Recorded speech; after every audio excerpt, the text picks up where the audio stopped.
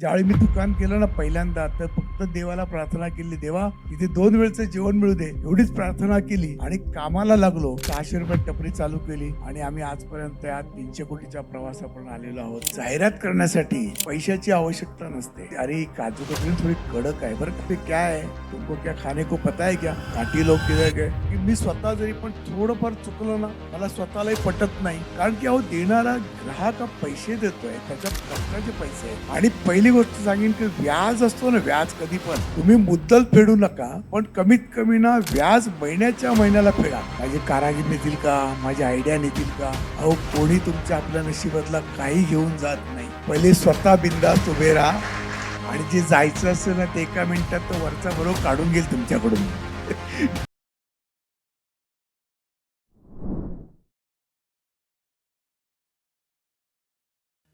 So खरंच सांगायचं तर माझं मी भाग्य समजतो की आज अशा एका हुनरी व्यक्तीचं मुलाखत घ्यायचं भाग्य मला लाभलेलं आहे.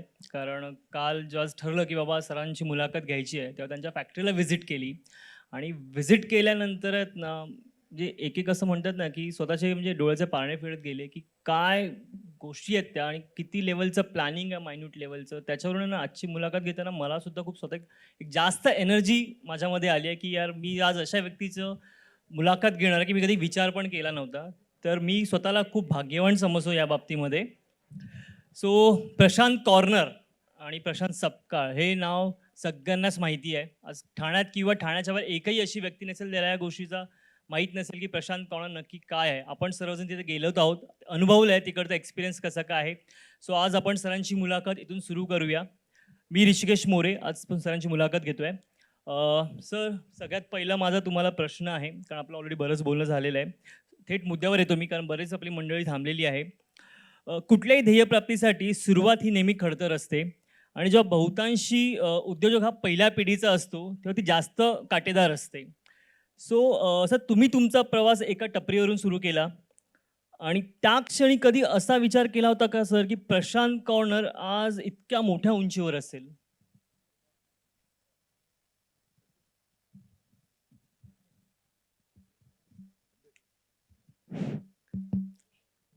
सरांनी जसं सांगितलं की तुम्ही म्हणजे तुमचा प्रश्न तोच आहे ना की पहिले छोटं असताना एवढं मोठे होऊ की नाही हा विचार कधी आला की नाही आला. जसं आता ही शकीला बेन जी आलेली आहे आता तिकडून, तर तिलाही मी सांगेन कोई भी बिजनेस पहले ना शुरू करना चाहिए हमें. आप जो पूछे कि हम क्या कर सकते हैं, ये लोगों को पूछने से अच्छा पहले खुद को पूछो कि मैं क्या करना चाहते हूँ, और आपके दिल को पूछो कि क्या मैं कर सकती हूँ, मेरे को क्या जमेगा. लोग तो 100 रास्ते आपको बताएंगे, लोक 100 रस्ते आपल्याला सांगतील, पण पहिला रस्ता मूळचा रस्ता असतो तो आपल्या जवळ असतं, आपल्या मनामध्ये असतो की मी हे करू शकतो, मी हे केलं पाहिजे. असं तुम्ही विचार करा ताई, आणि तुम्हाला तो मार्ग सापडेल. कोण म्हणेल हे विका ते विका, का तुम्ही ज्या भागात राहता त्या भागात मी काय करू, कसं करू. आणि फक्त ते करताना तिथे ना लाज शरम बाळगू नका. तुम्हाला आवडेल ते बिझनेस तुम्ही करा आणि तुम्ही नुसतं चालू करून थांबू नका. हळूहळू हळूहळू त्याच्यावर प्रयत्न करा आणि तो तुम्हाला सक्सेस तुम्हाला तुमच्या गावातच मिळेल. कधी पण व्यवसाय छोटा असेल काय असेल तो आपल्या घरापासून गावापासून चालू करावा आणि मग त्याला हळूहळू तो बाहेर जाईल. मी आता सरांच्या प्रश्नाकडे येतो, कारण की त्या ताईकडे माझं लक्ष होतं पहिले आल्या. तिने चुकीचं नाही, चांगला प्रश्न आहे आणि बिचारी एवढ्या लांबून आलेली आहे. त्यामुळे तू लांबून एवढी आलीस म्हणजे तुझ्यामध्ये बिझनेस करायची खरोखरची उर्मी आहे आणि ती बिझनेस तुला सक्सेस होणार एक दिवस नक्की. प्रयत्नात राहा अगदी. तर तर मित्र, आजचा सरांचा प्रश्न असा आहे की तुम्ही जेव्हा छोटं छोटं काम केलं तेव्हा असं कुठे मोठं स्वप्न बघितलं होतं का. बघा, मोठं मोठं स्वप्न बघायला चुकीचं काही नसतं, पण ते स्वप्न कसं आहे, जर आपल्या घरी पहिल्यापासून काहीतरी पायंडा असला, ज्याच्या घरी पहिल्यापासूनचा छोटा मोठा पायंडा असेल तर त्याच्या घरच्या लोकांना स्वप्न पडतात की आपण असं करू, असं असं होऊ शकतो. कारण त्यांनी पायंडा पडलेला असतो, बिझनेसचा छोटासा बेस माहीत असतो, ती लोक स्वप्न बघू शकतात आणि त्यांनी बघायलाच पाहिजे स्वप्न. पण माझ्या बाबतीत असं झालं, मी जेव्हा छोटी टपरी घातली ना, तेव्हा फक्त आमची एक जेवणाची भ्रांत होती. तेव्हा मी फक्त एवढंच बोलायचो, जेव्हा 2 वेळेस म्हणजे नोकरी करत कमवत होतो, जेवणाची पोट भरत होतो. तर ज्यावेळी मी दुकान केलं ना पहिल्यांदा, तर फक्त देवाला प्रार्थना केली, "देवा 2 वेळचं जेवण मिळू दे." पहिले 1 वेळेस जेवायची भ्रांत होती. तिथे 2 वेळचं जेवण मिळू दे, एवढीच प्रार्थना केली आणि कामाला लागलो. आणि नुसतंच काम करताना नाही, आता मी थोडंसं दुकान झालं, तर माझ्याकडे 4 लोकं आली, तर माझं 2-3 हजारात धंदा आला, 5,000 धंदा आला. तर लगेच मोठं झालो, मी मोठं झालो. आपण मोठे झालो ना, तर जगाला सांगत सुटूच नका. आपण मोठे झालो, की त्यांना बघणाऱ्यांना बरोबर कळतं, की तुम्ही मोठे झालात म्हणून. पण त्याच्याकरता आधीच आपण काय करतो, मराठी माणसं असतील, की काही आपण छोटे लोकं असतो. "अरे नाही, नाही, माझा वडापाव ना खूप चांगला चाला. माझी वडापावची गाडी आहे." हो रे बाबा, आपली वडापावची गाडी आहे बरोबर आहे किंवा छोटा बिझनेस आहे बरोबर. आपण स्टार्टअप केलेला आहे. स्टार्टअप केलेल्या माणसाने कधी पण शांत राहून, आतमध्ये बोलून पुढचे विचार कसे वाढतील त्या प्रकारे करायला पाहिजे. तर माझा प्रवास तसाच चालू झाला. ज्यावेळी आमचं छोटंसं दुकान होतं, टपरी होती अक्षरशः ₹600 मध्ये मी टपरी उभी केलेली आनंदीगे साहेबांच्या राज्यामध्ये. त्यावेळी सगळे लोक टपरीचा पेव फुटायचा. एक 5,000 टपरी 500-600 का 2,000 टपरी बनवायचे आणि ती 7-8 हजाराला विकायची. अशी लोक बऱ्याच लोकांनी व्यवसाय केलेला आहे. मी एकमेव मराठी माणूस आहे ठाण्यामध्ये आमच्या, ज्यांनी ₹600 टपरी चालू केली आणि आम्ही आजपर्यंत या 300 कोटीच्या प्रवासापर्यंत आलेलो आहोत. मला मला इथे ओळखणारे हे आमचे गुरु आहेत, इथे समोर बसलेले आहेत. म्हणजे स्वतः मी आहे, माझ्याकडून माझ्या दुकानात त्यांनी सामान घेतलेलं आहे बालपणी माझ्या. तर सर ना, कधी आपण असं विचार नाही करू शकत, आज इथे आहोत, उद्या कुठे असू. पण नुसते स्वप्न बघितले, काम नाही केलं आणि म्हणा मी तिकडे पोहोचणार आहे, तर शक्य नाही आपल्याला. त्यामुळे कामातलं सातत्य, काळाबरोबरचा विचार, सातत्य, नवीन काय करू आणि काय करू आणि काय करू, असंच सतत वाढत गेल्यानंतर एक दिवस असा टप्पा येतो आणि अशी सगळी लोक तुम्हाला छानपणे भेटतात. एकदम बरोबर बोललात सर तुम्ही. सर पुढचा प्रश्न माझा असा असेल, की इथे बरेच उद्योजक आहेत आणि ह्या प्रत्येकाच्या आयुष्यात आहे ना आणि व्यवसायात चढ-उतार आलेलाच आहे.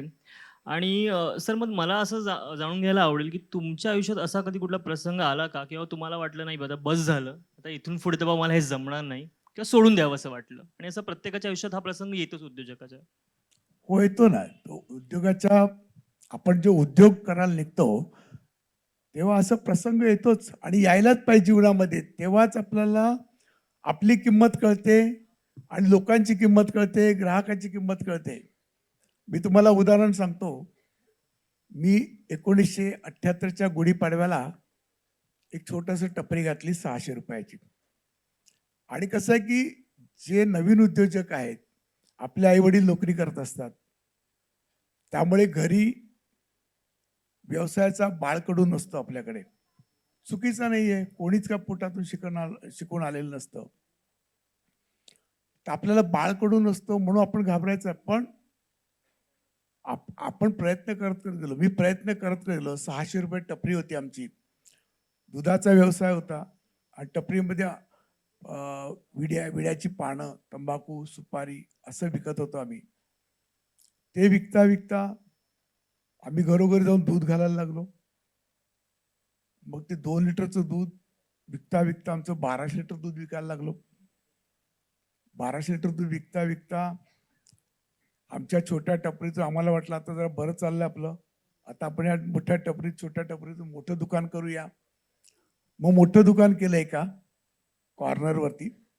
त्याच्याने आमचं नाव प्रशांत कॉर्नर पडलेलं आहे. तर त्याची तुम्हाला स्टोरी सांगतो. कसं असतं, आपल्याकडे ज्यावेळी आपण व्यावसायिक नसतो आणि पैसा नसतो, तर त्यावेळी ना पुढचे धाडस घ्यायला पण भीती वाटते. तर भीती तर नाही, पण आपण उडी मारतो कधी-कधी.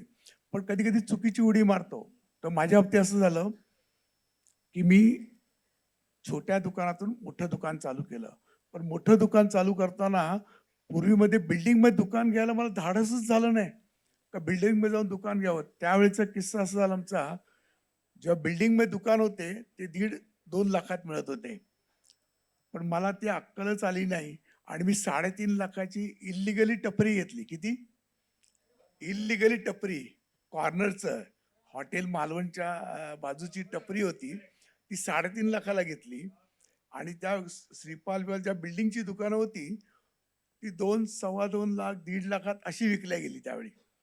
पण अहो बिल्डिंगमध्ये जायला धाडसच होत नव्हतं, की कसं जायचं, बिल्डरकडे जाणार कोण? कारण की आई वडील आणि आम्ही सगळं त्याच्यातच वाढलो होतो छोट्या छोट्या चाळीमध्ये वगैरे. आणि किस्सा असा झाला, 88चं दुकान जवळजवळ 98 पर्यंत 89 पर्यंत आमचं भरभराटीला आलं. आणि भरभराटीला आलं आणि कायदा काय असतो तो त्या दिवशी मला कळला. नाहीतर आपल्याला काय वाटतं, नेते मंडळी आहेत, हा माझा मदतीला आहे, तो माझा मदतीला आहे. आम्हाला वाटलं आपल्याला काय, आपल्याला कोण हात लावणार आहे. आणि त्यावेळी दुकान पण भरभरून चालायचं. लोकही आमची वाह करत होते, वा वा छान व्यवसाय करताय असं होतं. आणि एक दिवस महापालिकेची एक मोठी मोहीम निघाली, रोड वायडिंगची निघाली. त्यामध्ये अक्षरशः आमच्या रस्त्यामध्ये ते दुकान रोड वायडिंग झालं. पण रोड वायडिंगमध्ये दुकान गेल्यानंतर आम्ही काय कमवलं, तर लोकांशी असलेला रिलेशनशिप कमवले. त्या रिलेशनशिपचा एवढं मला फायदा झाला, जेवढी लोक मला भेटणारी होती तेवढ्यांनी मला सपोर्ट केलं की घाबरू नका, काही नाही. त्यावेळी माझा NPA झाला होता 6.5 लाखाचा. किती? 6,50,000 बँक ऑफ महाराष्ट्रहून कर्ज घेतलं होतं, त्याचा NPA झाला होता. पुढे कोण कर्जही द्यायला तयार नव्हतं. तर NPA झालेलं असताना आता काय पैसे कुठे मिळणार, दुकान तुटणार आहे. 6 महिन्या अगदी अगोदर आम्हाला सूचना आली होती का 6 महिन्यात तुम्हाला दुकान खाली करायचं आहे. पण तेव्हा पण आम्ही हारलो नाही, प्रयत्न करत राहिलो. 4 लोकांना बोललो, अरे आमचं दुकान तुटणार आहे काय. असं करता करता मग शेवटी आम्ही पक्क्या बिल्डिंगमध्ये दुकान घेतलं 35 लाखाचं. मग सपोर्टला बँकवाले मिळाले, अशी काही लोक मंडळी मिळाली आम्हाला. त्यांनी फक्त एकच बघितलं की हा धडपड करणारी व्यक्ती आहे म्हणून मला मदत करण्यात आली लोकांनी. आणि शेवटचा किस्सा असा सांगतो, एक गिरायकाचा आमचा, मी नावाचं सांगेन, तुम्ही ओळखत असाल साहेब, आपले धारप धारप म्हणून आहेत. त्यांचे वडील बँकेला, भारत सहकारी बँकेला हे होते, मॅनेजर होते आणि त्यांचा मुलगा आर्किटेक्ट. तर त्याच्या घरी मी दूध घालायचो. तर म्हटलं असं झालंय. तर शेवटी शेवटी व्यवसाय करतो. व्यवसाय जे पक्के असतात ते बरोबर व्यवसाय करतात. एक 2 लाख रुपये कमी होते त्यांच्याकडे माझ्याकडे बिल्डरला द्यायला. तर मला बिल्डरनी चावी दिली नव्हती. तर मी त्यांच्या घरी गेलो, साहेब काय करू, मला थोडा असा त्रास आहे. तेव्हा अरे काय करतो, कोण बिल्डर आहे, त्याला म्हटलं तो धंदा दिला देईल ना तुला, दे त्याला चावी. तो बिल्डर पण बरं धुरस्त होते. एक भाऊ म्हणायचा, अरे मी काय करणार, मी दिली असं चावी, पण माझा मोठा भाऊ ऐकत नाही यार, त्याला पैसे दिले तर होणार नाही. मग ते त्यांनी सांगितलं, ते बघितलं नाही होत आहे. ते धारप साहेब मला घरी घेऊन गेले. त्यांच्या मुलीची सर्टिफिकेट होती 2 लाखाची घरी ठेवलेली, ती माझ्यावर घेऊन आले. TCS बँकेत घेऊन आले आणि TCS बँकेत सांगितलं का एक काम करा, सर्टिफिकेट ठेवा, या मुलाला त्याचं कर्ज द्या. आणि तिथे मला कर्ज दिलं. आणि मग त्या दिवशी मी ते दुकानात चावी घेतली. आमच्या गगनगिरी सोसायटीचे, आमचं मेन दुकान आहे आता 5 पखाडीतलं, त्याची चावी घेतली. आणि त्या चावीचं आज एवढा मोठा परिसर आमच्या समोर झालेला आहे. खूप सुंदर, खूप सुंदर. तर आयुष्यामध्ये अडचणी यायलाच पाहिजे, येतात. एक अडचण आली की तिथे पडून जायचं हे नाहीये. तुम्ही उभे राहा, लोकांशी चर्चा करा, मार्ग जरूर सापडतात. हात देणारी लोक सापडतील आपल्याला. पण पेशन्स ठेवा, धीर ठेवा, मनामध्ये सच्चाई ठेवा आणि सगळं साध्य होतं. बरोबर? येस, एकदम बरोबर सर. सर असं म्हणतात उद्योजक त्याच्या सवयीमुळे बनतो. आणि जसं तुम्ही मगाशी सांगितलं की तुमचा प्रवास 600 रुपयापासून सुरू झाला आणि आज एवढं मोठं साम्राज्य. तर मला आणि माझ्या उद्योजक मित्रांना हे जाणून घ्यायला आवडेल की तेव्हापासून आणि आतापर्यंत अशी एक कुठली सवय आहे की जी अजून तुम्ही सातत्यपणे पाळता? बघा, व्यवसाय म्हटलं म्हणजे आपल्याकडे सातत्य आलं पाहिजे कामाचं आणि एक नेकी आली पाहिजे.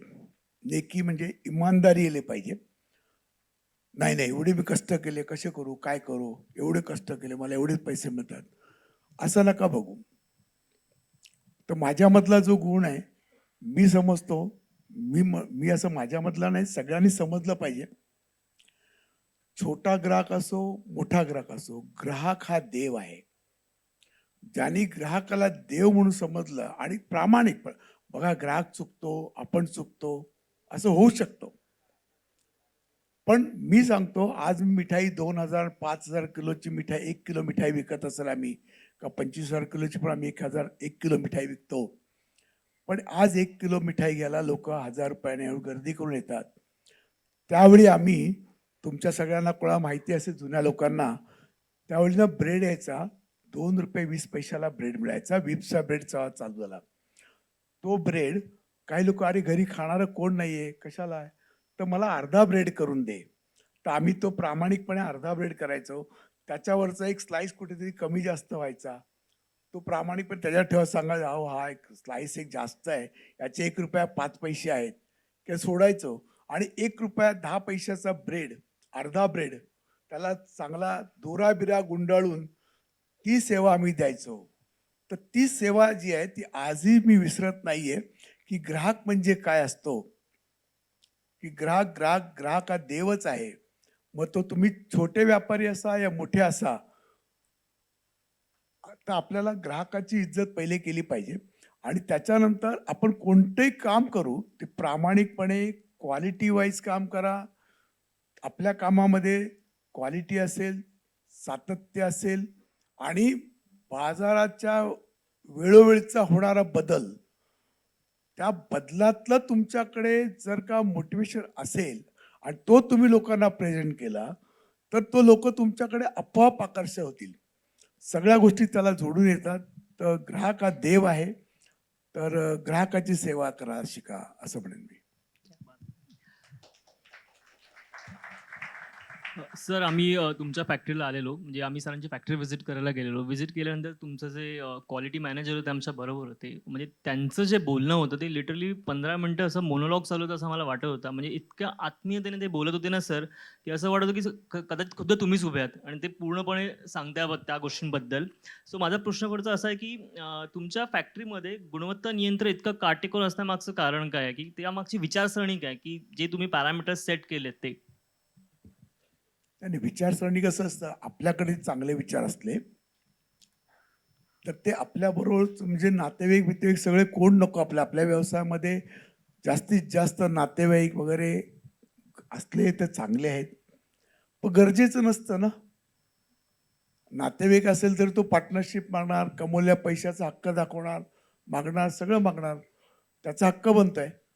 जसं आता मगाशी एका मित्राने कोणी विचारलं, माझ्याकडे कामगार टिकत नाही हॉटेलमध्ये, मी काय करू. तर बाळांनो, आपल्याला जसं लागतं ना, तसं आपल्या कामगारांना पण लागतं.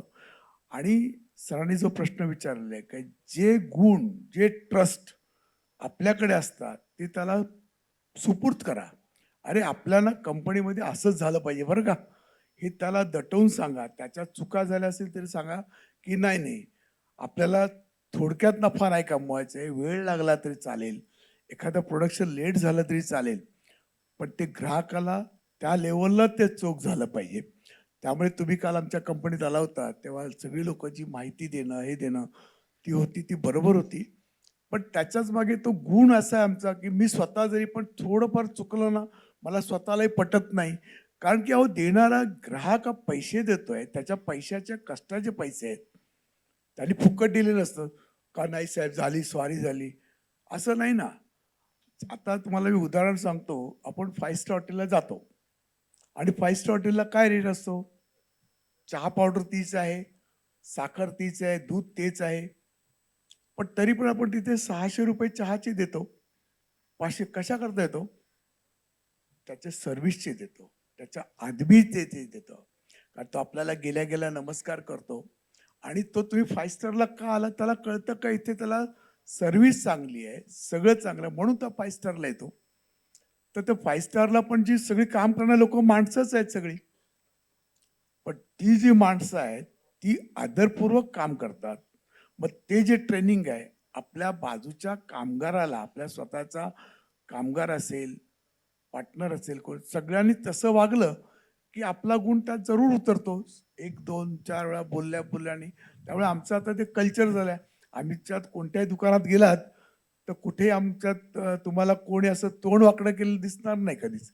आमच्या पाचपाकळीच्या दुकानात कोणत्याही अख्ख्या आमच्या ठाणा, मुंबई, वाशी सगळ्या बाजू गेलात तर तुम्हाला अनुभव येत असेल आमच्या दुकानांमध्ये. अगदी. अगदी बरोबर आहे सर. सर असं म्हणतात की व्यक्ती त्याच्या अनुभवावरून शिकतो. तुमचा हा 35 वर्षाचा पूर्ण प्रवास आहे. त्या प्रवासामध्ये तुम्हाला असा कधी कुठला अनुभव आला होता का, की बाबा एखाद्या वस्तूची गुणवत्ता किंवा प्रामाणिकपणा याच्याबद्दल, की त्याच्याने तुम्ही ठरवलं की नाही मी जेव्हा माझं प्रोडक्ट बनवेन तेव्हा ते अशाच गुणवत्तेचं असेल आणि मी त्याच प्रामाणिकपणे काम करेन? हो ना, तसंच झालं आमचं. कसं असतं, मी काही मिठाईवाला नव्हतो पहिले. मी छोट्या-छोट्या टपरी आमची छोटी टपरी होती. आम्ही अंडी, दूध, ब्रेड, बटर त्याच्यानंतर मग चॉकलेट, Cadbury चॉकलेट असं काय-काय विकत होतो. तर माझं जे पक्कं दुकान झालं गगनगिरीमध्ये ते 30-35 लाखात घेतलं आणि 300 फुटाचं दुकान झालं. ते खूप मोठं झालं. तर मला वाटलं, "अरे, एवढ्या मोठ्या दुकानात करायचं काय? कसं करायचं?" तर त्यामुळे मी मुंबईत फिरायचो. मुंबईमध्ये त्यावेळी लोकं सीझनल सगळे धंदा करायचे. पतंग आले की पतंग विकतात, अ, दिवाळी आली की ड्रायफ्रूट विकतात, मिठाई विकतात सगळं. तर मी पण त्या शोधात बाहेर पडलो. तर शोधात बाहेर पडलो तर मग एकाने कोणतरी मला मदत केली म्हणा, "अरे, मिठाई काय आम्ही बनवत नसतो. आम्ही कोणाकडून होलसेल घेतो आणि विकतो." तर मी पण त्यांची आयडिया घेतली आणि तसं करायला लागलो. तर तसं करायला लागलो. 1-2 होलसेलवाले मुंबईतले मोठे मिठाईवाले त्यांच्याकडून मी पण मिठाई बनवायला घ्यायचो आणि माझ्या ब्रँडमध्ये माझ्या नावाच्या खोक्यामध्ये घालून ती विकत होतो. तर ती विकता काय झालं, ज्याच्याकडून मी मिठाई घ्यायचो ना, तो त्याच्याकडून पहिले 2 किलो, 4 किलो अशी मिठाई घ्यायचो. ती 2-4 किलो घेता मी 25 किलो, 30 किलो, 50 किलो अशी विक्री व्हायला लागली. 2000ला काहीतरी वाटतं 89ला आमचं स्टार्ट किती झालं? 99 सालची गोष्ट आहे. 99-2000 सालची गोष्ट आहे. तर थोडं गिराईक वाढलं, हे झालं. पण ना ते ग्राहक जेव्हा कसं आहे ग्राहक हा चोखंदळ असतो नेहमी. भले तो कपड्यामधला असो, काही खरेदी कुठलाही ग्राहक आहे, चोखंदळच असतो आणि त्याने चोखंदळ असायलाच पाहिजे. तर मला ग्राहक सांगायचे, "अरे, काजू कतरी थोडी कडक आहे बरं का." "अरे, पेढा जरा शिळा आहे, आंबट लागतोय." जसं मला तुम्ही सांगायचे, तसं मी त्या व्यापाऱ्याला सांगायचो, की "साहेब, ग्राहक ऐसा ऐसा बोल रहा है, देखो खराब है." ते बोलायचे, "क्या है? तुमको क्या खाने को पता है क्या? घाटी लोग किधर गए? चलो." आणि एक दिवस असा आला अक्षरशः, ते बोलले, "नाही, तुम्हाला मिठाई देणार नाही. नाही, तुमचं दुकान बंद. आम्हाला नाही माहिती. आम्ही नाही देणार मिठाई." म्हटलं, "ठीक आहे बाबा." तर तेव्हापासून मला कळलं, की नाही आपण जे कुठलंही काम करू, तर प्रामाणिक केलं पाहिजे. त्यामुळे मी माझी स्वतःची मिठाई बनवायला चालू केली. आम्ही घरामध्ये 300 फुटाच्या जागेत लाडू पेढे बनवायला चालू केले.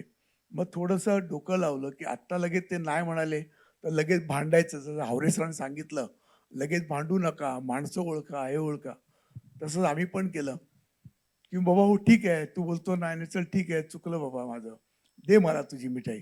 मग तिथे करताना मग थोडी त्याची मिठाई, थोडी आमची मिठाई, थोडी मग त्याचे 4 आयटम असतील तर 2 आयटमवर आणले, 1 वर आणलं आणि मग एक दिवस स्वतःहून सांगितलं, की "नाही सर आम्हाला आता नको मिठाई तुमची. आम्ही आमची मिठाई चालू केली." क्या बात है! क्या बात है! तर तो प्रवास आता जो चालू आहे ना, तो क्वालिटीचा प्रवास चालू आहे. अगदी. धन्यवाद सर.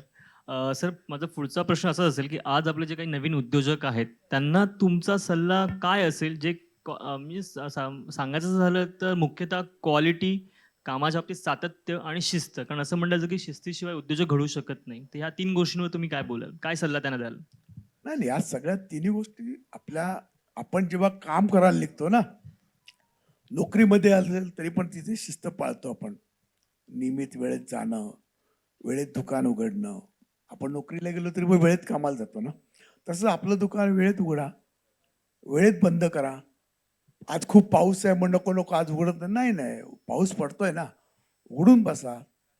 भले 5-10 मिनिटं मागे, पण ते सातत्य, दुकान उघडणं सातत्य, ग्राहकाची वाट बघणं आणि ग्राहकाला काय आवडेल त्या पद्धतीने काम करणं. तर आपल्यामध्ये सातत्य, क्वालिटीचं सातत्य, त्याचबरोबर ग्राहकाला काय आवडतं, मी या विभागात ज्या विभागात तुम्ही राहता, त्या विभागामध्ये काय चालेल, काय आवडेल? गरज नाही की त्याने असं केलं म्हणून मी पण असंच करावं. ठीक आहे, पहिल्यांदा छोटीशी कॉपी करा कोणाची. पण मग कॉपीची नंतर मग त्याला आपण मी अजून काय वेगळं मांडू? अजून काय वेगळं करू? हे करता जेव्हा आपण फिरायला जातो, काय करतो? तर व्यावसायिक असेल, ज्या व्यवसायात कोण असेल, त्यांनी समजा कपड्याचा व्यवसाय आहे, दुकान आहे, बिल्डर असेल, कोण असेल, बिल्डर तर सगळं हुशार आहेत, त्यांना काय सांगणार. पण तरी पण आपण फॉरेनमध्ये जातो, कुठे जात असाल फिरायला किंवा कुठल्या दुसऱ्या राज्यात, तर तिथे काय आहे? छोटा-मोठा व्यवसाय काय करतो व्यवसाय? तर कोणाकडून काही ना काही घेत राहा, शिकत राहा. असा प्रवास झाला तर आपल्याला अडचणी येणार नाही. शिकण्यामध्येच आयुष्य चाललं पाहिजे आणि सातत्याने नवीन-नवीन काहीतरी मांडता आलं पाहिजे आपल्याला. अगदी बरोबर. सर जसा तुम्ही मगाशी उल्लेख केला, की 6.5 लाखाचं तुमचं एन-पी-ए झालेलं, तेव्हा एक गृहस्थ तुम्हाला मदतीसाठी धावून आले. ते तर झालंच, पण त्याच्यानंतर जो तुमचा प्रवास सुरू झाला, त्याच्यामध्ये सुद्धा तुम्ही डेफिनेटली कर्ज घेतलं असणार, भांडवल जमा केलं असणार आणि ती जोखीम घेतली असणार. ती घ्यायला आपला आजचा उद्योजकांना कुठेतरी काय म्हणतात घाबरतो. त्याच्याबद्दल तुम्ही त्यांना काय मार्गदर्शन कराल? नाही, नाही. कुठलाही कर्ज घ्यायला कधीच घाबरू नका. कारण स्वतःकडे भांडवल नाहीये ना आपल्याकडे. हरकत नाही. नाही. मदतीला लोक उभे आहेत ना आपल्याकडे. बँका उभे आहेत. आजूबाजूची मित्रमंडळी उभी असतात. फक्त काय आहे, काही लोकांना असं वाटतं, की अरे त्याने मला मदत केली म्हणजे काय? केली मला मदत. त्याच्याकडे आहे म्हणून मदत. असं नाही. छोटा छोटा कर्ज घेतलं, तर पहिले आपण विचार करतो, आता मी कर्ज घेतलं ना, पहिले मी थोडं माझं कर्ज फिटायच्या आधीच आपण करतो, माझी स्वतःची गाडी घेतो.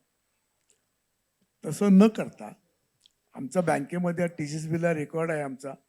मी मला वाटतं पहिलं कर्ज जे दिलं, मला आता मोठं कर्ज सगळं टी-सी-एस-बीने दिलं. काहीतरी 90 लाख रुपये दिलं. 2005 साली ज्याच्यामध्ये मी माझी फॅक्टरी घातली. पण ते घातल्यानंतर मी काय मला वेळ बघतो धंदा झाला ना, नफा झालेला आहे, सगळं देणं व्यापाऱ्याचं देणं घेणं झालं, की पहिले पैसे जाऊन बँकेला द्यायचो आम्ही. आणि बँकेला दिल्यानंतर कुठलाही बँकेचं असो, कोणाचे असो, ज्याचं पण आपण कर्ज घेतलं ना, ते कर्ज आहे. आपण त्याचे ऋणी असायला पाहिजे नेहमी.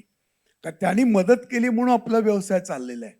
तर ज्याचं कर्ज आणलं त्याचं परतफेड करण्याची नीतिमत्ता बाळगा. छोटं असो या मोठं असो माहीत नाही. एन-पी-ए तुमचं होणारच नाही. तुमच्या व्यवसायावरती, आपल्या व्यवसायावरती आपला प्रामाणिकपणा असायला पाहिजे, लक्ष पूर्णपणे असायला पाहिजे. कमवले की नाही कमवले तिथेही लक्ष घाला. आणि पहिली गोष्ट सांगेन की व्याज असतो ना, व्याज कधी पण तुम्ही मुद्दल फेडू नका, पण कमीत कमी ना व्याज महिन्याच्या महिन्याला फेडा. बँकवाले सांगतात, आजकाल बँकवाले हुशार आहेत. ते म्हणतात, "अरे असू दे, व्याजावर व्याज चढू दे मला, व्याजच मला कमवायचं तुझ्याकडून."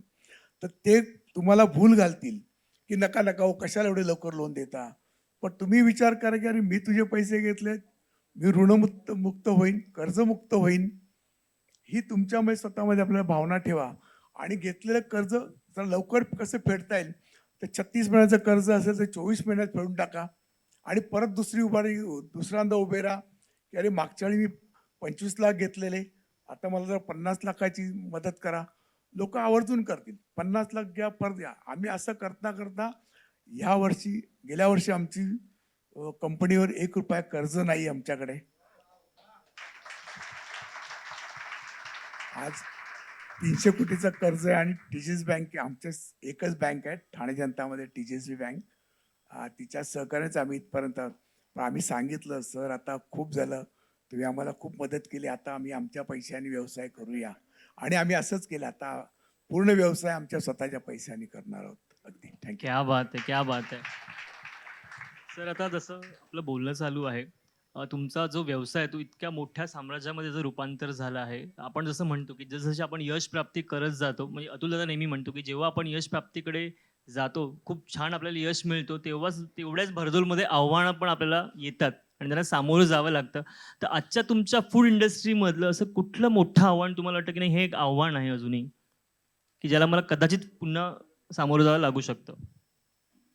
नाही, नाही असं नाही. आव्हान तर दरवेळीच असतो. आव्हान कधी संपणार नसतं आणि ते आव्हान आपणच आपल्याला तयार करत असतो आणि आपणच आपले आव्हान तयार करायला पाहिजे. कस्टमरचे आव्हान येणारच. बघा, मगाशी परत सांगितलं तसं ग्राहक हा राजा आहे. त्याच्याशी तुम्ही थोडं पण चुकीचं वागलत, तर त्यांना कान पकडण्याचा हक्क आहे. आणि सोशल मीडिया असेल, काही असेल, ती पण एक समाजाची त्यांच्यावर जबाबदारी आहे. भले सगळे सोशल मीडियावाले पत्रकार खराब नसतात. 100 100रातले 1-2 असे खराब असतील, तिकडे लक्ष देऊ नका. पण आपण समाजात काम करताना चांगलं काम केलं की आव्हान नाहीच आहे आणि आव्हान आपणच आपल्या स्वतःचं आव्हान निर्माण करायला पाहिजे, की मी आता हे केलं, तर हे चांगलं असायला पाहिजे. कुठल्याही व्यवसायामध्ये समजा टॅक्सचं आव्हान असेल, तर टॅक्स भरा हा काही चुकीचं नाहीये ना. आपल्या सरकारची जी घटना आहे ती काय म्हणते, तुम्ही व्यवसाय केलेला आहे, पैसे कमवलेले आहेत, आम्हाला एवढं टॅक्स द्या. तर तो जर का टॅक्स आपण प्रामाणिकपणे भरला तर आव्हानच नाही. येऊ द्या ना, तुम्हाला कोणतरी एखादा अधिकारी दमदाटी करणारा असं तसं असेल, एखादा अधिकारी तसं मिळालं तरी वरची लोक जी असतात त्यांना कळतं बाबा नाही नाही हे जर चुकीचं आहे तर पुढे चांगलं आहे. तर ती आव्हानं नका समजू. आव्हानं आली तरी पण ती पेलवायची ताकद आपल्यात आपोआप येते. जेव्हा ते आपण मोठे होतो की नाही व्यवसायाने, पैशाने, तर ती सगळी शक्ती आपल्याकडे आपोआप येते. त्याच्याबद्दल काहीच काळजी करायची गरज नाही कोणी. अगदी. सर पुढचा प्रश्न असा असेल, की प्रशांत कॉर्नर हा ब्रँड उभा करताना सर्वजण जाणलेत, की तुम्ही क्वालिटीवर कधीच कॉम्प्रोमाईज केलं नाही. पण त्याच्या व्यतिरिक्त असं कुठलं एखादं मूल्य आहे का, की अशी कधी गोष्ट ज्याच्यासाठी तुम्ही कधीच तडजोड केली नाही, की मी ही गोष्ट कधीच करणार नाही किंवा मी माझ्या कामाच्या बाबतीत ही गोष्ट होऊन देणार नाही? पण आम्ही जर क्वालिटीची तडजोड मी स्वतः तरी करत नाही आणि करणारही नाही. कारण की देवाने खूप दिलेलं आहे. ग्राहकांपासूनच हे सगळं मिळालेलं आहे. ऐश्वर्य, घोडा, गाडी, मान, मर्यादा, इज्जत. तर त्यामुळे मी तुमच्याशी सगळ्या ग्राहकांशी अजून काय करायला पाहिजे, अजून काय फसवायला पाहिजे कुणाला. त्यामुळे चूक होणार नाही माझ्या माझ्या स्वतःकडून इंडिव्हिज्युअल ठरवून चूक करणार नाही. पण एखाद्या कामगाराच्या हलगर्जीप्रमाणे चूक होते कधीतरी. पण आमचा इंटेन्शन तसा नसेल आणि करणार नाही. आजही नाही आणि पुढे इंटेन्शन होणार नाही माझ्याकडून कधीच. ओके. सर जसं तुम्ही सारखं नमूद करताय, की ग्राहक हा राजा आहे. सो सर सर आता आपण बघतो की बरेच जण आपली जाहिरात करत असतात, बरोबर? पण या जाहिरातीशिवाय सुद्धा तुम्ही एक ग्राहकांचा मोठा समुदाय तुमच्यावर बांधलेला आहे. नक्कीच क्वालिटी त्याच्यामध्ये आहेच. पण त्याच्या व्यतिरिक्त अशी कुठली गोष्ट की तुम्हाला वाटतं की त्यासाठी तुमचा ग्राहक तुमच्याशी बांधून राहिलेलाच आहे? हो ना. मी म्हणतो की बघा पेपरला जाहिरात देऊन विकतची जाहिरात तुम्ही खूप करू शकता. पण विकतची जाहिरात करण्यापेक्षा जी तुमची प्रसिद्धी असते, माउथ टू माउथ पब्लिसिटी जी होते ना आपली, तीच खरी जाहिरात असते. म्हणजे जाहिरात करण्यासाठी पैशाची आवश्यकता नसते. तुम्ही कोणत्याही व्यवसायात असा, त्या ग्राहकाकडे हसमुखतेने बघा. त्याचं आलेल्याचं स्वागत करा. त्याला चांगली सर्व्हिस केली, चांगला प्रॉडक्ट त्याला हवं ते दिलं. अहो तोच तोच सांगतो एक लोकांना, की "अरे नाही तिकडे मी गेलो होतो बरोबर आहे." आणि कधी पण चांगली गोष्ट आहे ना, माउथ टू माउथ पब्लिसिटी एवढी फास्ट होते, का ती विचारताच सोय नाही. तर मी सांगेन की आपलं वर्तन चांगलं असायला पाहिजे. आपले विचार चांगले ठेवा आणि सौजन्याने वागा प्रत्यक्षामध्ये सगळ्यांशी. तर ते तुमचं ॲडव्हर्टायझिंग असेल. कारण की चांगला वागलेला व्यक्ती, कधीतरी चांगली मिळालेली व्यक्ती लक्षात राहते आणि ती चांगल्या व्यक्तीचा आपण गुण कुठे ना कुठे सांगत असतो. अशा पद्धतीने जी तुमची ॲडव्हर्टायझिंग होईल, ती लाँग टाईमची ॲडव्हर्टायझिंग आहे. माझी तर ॲडव्हर्टायझिंग सगळी नशीच आहे. अशीच आहे ठाण्यामध्ये. ठाण्यामध्ये असं कोणीच नाही ज्याला प्रशांत कॉर्नर माहीत नाही की तो गेला नसेल. सर जसं आपण म्हणतो की आपला हा ट्रेडिशनल व्यवसाय आहे, बरोबर? सो ह्या ट्रेडिशनल व्यवसायामध्ये सुद्धा आधुनिक आधुनिक टेक्नॉलॉजी आणि जसं आपण आता म्हणतो की पूर्ण और हा सोशल मीडियाचा आहे, ह्याचा वापर तुम्ही करता का? आणि करत असाल तर कुठली गोष्ट की तुम्ही ठासून सांगता लोकांना?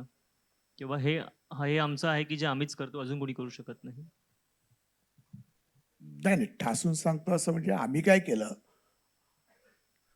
जे लोक हाताने काम करत होती, तर मग जसे पैसे आले तसं आम्ही फॉरेनमध्ये फिरायला लागलो, बाहेर फिरत गेलो, जगाकडे बघायला लागलो. आणि मग अ, जगाने जसं जसं मशिनरी डेव्हलप आहे, तर आम्ही पण आमच्या मिठाईवरती मिठाई बनवण्याचे किती हायजीन करताय त्याच्याकरता आम्ही जपानला गेलो. माझ्याकडे जपानच्या मशीन्स आहेत, जर्मनीच्या मशीन्स आहेत. आता तुम्हाला सांगतो, आमचे काल परवा तुम्ही उकडीचे मोदक खाल्ले असतील, ते सगळे जपानच्या मशीनवर बनलेले आहेत. अगदी सगळे आता हाताने असे ते वळायचे बिळायचे ते जमाना नाही आहे. सगळं ॲटोमॅटिक हॉपर्स आहेत. एक मला वाटतं 40-45 लाखाचं मशीन आहे ते आमच्याकडे. अशा 4 मशीन असतात आहेत आमच्याकडे आजच्याशी. तुम्ही 1,00,000 मोदक आमच्याकडे मागा, कधी पण ट्राय करा, आम्ही देऊ शकतो तुम्हाला. असं आहे. सो रिसर्च हा प्रत्येक बिझनेसमध्ये महत्त्वाचाच असतो आणि जो तुम्ही एकदम व्यवस्थित करतात सर, अजूनही करता. त्या दिवशी तुम्ही सांगितलं की तुम्ही अजूनही करता. कुठे गेलात की तुम्ही एखादी गोष्ट बघता, मग त्याप्रमाणे त्याच्यावर काम करता. तसंच तुम्ही बेकरीमध्येही आता आलात. तर त्याबद्दल तुम्हाला काही सांगायला आवडेल का? आत्ताच बेकरी चालू केलेली आहे आणि बेकरीचं आमचं कुकीज, केक वगैरे एगलेस इथंच आहे आता आमचं. आणि त्याचबरोबर आता आम्ही आमचं स्वतःचा ब्रेड पण आणतोय. आमचा ब्रेड पण येईल आता थोड्या दिवसात सुद्धा. म्हणजे असं होलसेल बाहेर विकायला येणार नाही, पण आमच्या दुकानामध्ये आमचा स्वतःचा चांगला ब्रेड आम्ही तुम्हाला देऊ. आणि बेकरी पण हायजीन बेकरी आहे. आमची कंपनी बघायला ज्याला पण हवं असेल त्याने कधी पण येऊ. सगळ्या उद्योजकांना सांगतो, म्हणजे सगळेच व्यापारी सगळे येतात आमच्या. आम्ही तर न्यूजपेपरला ॲड देऊन लोकांना बोलवतो, या. आपणास पण कधी संधी लागली तर जरूर या. काही असेल तर विचारा आम्हाला. आम्ही आमची फॅक्टरी मनापासून दाखवतो. त्याच्यातून काही शिकण्यासारखं असेल, घेऊन जाणार का तर घेऊन जा. आपण जर काही जत्रा संपल्यानंतर यायचं असेल कोणाला तरी सांगा. जरूर येऊ शकता आपण आमच्या सर कंपनीला. आपले खूप खूप आभार. कारण माझा पुढचा प्रश्न असाच असणार होता, की सर जसं तुम्ही आम्हाला तुमच्या फॅक्टरीची व्हिजिट करवली, तशीच आमच्या या उद्योजकांनाही संधी मिळेल का? आणि ती संधी साधायची असेल तर कोणाशी संपर्क करावा? माझे स्नेही हरीश बोबडेजी म्हणून इथे आलेले आहेत आता. त्यांच्याकडे तुम्ही भेटू शकता. एक वेळ असते, आम्ही काम चालू असतानाच फॅक्टरी दाखवतो सगळ्यांना. आणि आम्ही बिलकुल घाबरत नाही. का लोकांना वाटतं की फॅक्टरी दाखवली तर काय होईल? माझे कारागीर नेतील का? माझी आयडिया नेतील का? अहो, कोणी तुमच्या आपल्या नशिबातला काही घेऊन जात नाही. पहिले स्वतः बिनधास्त उभे राहा.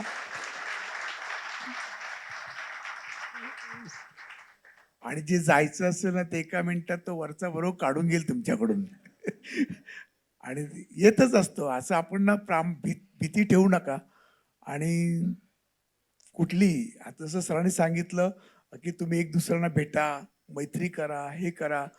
त्याचा उद्देशच तो आहे, की मराठी माणसांनी एक दुसऱ्याशी संवाद साधायला शिकलं पाहिजे आणि देवाणघेवाण शिकलं पाहिजे. लाजू नका आणि होता होईल तेवढे एक दुसऱ्याला मदत करूया. एकमेकांमध्ये हातात हात घालून चालूया आणि उद्योग मोठा करूया. मराठी उद्योग मोठा करूया. नक्कीच सर. मलाही इथल्या लोकांना नक्कीच सांगायला आवडेल, की आवर्जून तुम्ही सरांची फॅक्टरी व्हिजिट करा. जर ती पाहिल्यानंतर आहे ना, ती पाहिल्यानंतर तुम्हाला नक्की कळेल, की परफेक्शन काय असतं आणि आपण आपल्या कामामध्ये अचूक असणं आणि काय-काय लेव्हलला जाऊन आपण इतका छान पद्धतीचं काम करू शकतो, तिथे जाऊन तुम्हाला नक्की कळेल. आणि सर मी तुम्हाला हेही सांगू शकतो, की जर तुम्ही उद्या मला उभं केलं ना, तरी मीही ते सगळं सांगू शकतो. इतक्या छान पद्धतीने त्यांच्या माणसांनी आमच्या डोक्यात घुसवलेलं आहे. सर आता माझा शेवटचा प्रश्न आहे तुम्हाला, की आपण म्हणतो, की प्रत्येक उद्योजक विजनरी असतो, बरोबर? सो पुढच्या 5 ते 10 वर्षामध्ये प्रशांत कॉर्नरचं काय व्हिजन आहे? हो, आमचं आता प्रशांत कॉर्नर प्रायव्हेट लिमिट झालेली आहे. आता आमचा जो टप्पा आहे, आता एक 50 दुकानाचं माझं टार्गेट आहे. आता 17 दुकानं झालेली आहेत आणि लवकरच आम्ही आता मुंबईत प्रवेश करतोय. तुमच्या सगळ्यांना कळेलच आता लवकरच. एक 50 दुकान टार्गेट आहे. म्हणजे स्वप्न बघितलं, आता स्वप्न बघतोय, की 50 दुकान आणि 1,000 कोटीचा टर्नओव्हर असं चाललंय. धन्यवाद प्रयत्न सर. तसा आहे. यावर्षी आमची बॅलन्स शीट 300 कोटी क्रॉस करेल चालू वर्षामध्ये 25-26 मध्ये. आणि 1,000 कोटीचा टप्पा आहे. परमेश्वर कशी साथ देईल, आमचे माझे सहकारी, तर होईल. माझा अंदाज आहे, माझा आत्मविश्वास आहे.